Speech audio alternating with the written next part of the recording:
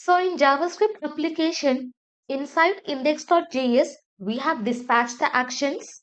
But now inside this React, what we will do, we are going to create components for pizza and burger. Now inside this pizza folder, I will be creating one file pizzaview.jsx. If you have set up a React app using create React app, then you have to give the extension .js.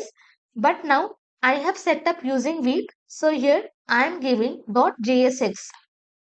And inside this, I will write RFCE. I will just change it to capital P. And here inside this, I will write H2. I will write number of pizza base. And by default, I will assign the value as 200. Below this, I will be creating one button, and inside this, I'm just going to give order pizza. And also, while exporting, I will be using capital P. Now, same thing I'm going to do for burger. Here, I will write burgerview.jsx.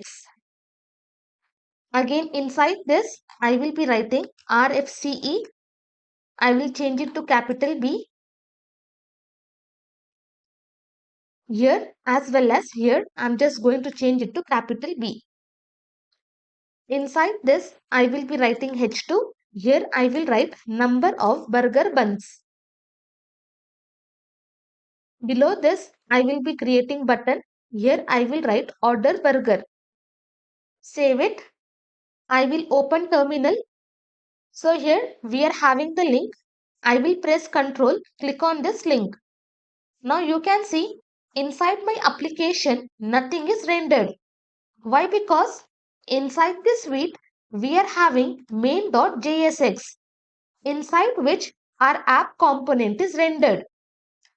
So here inside this app.jsx, we are having this default data. So that is the reason this entire data is displayed.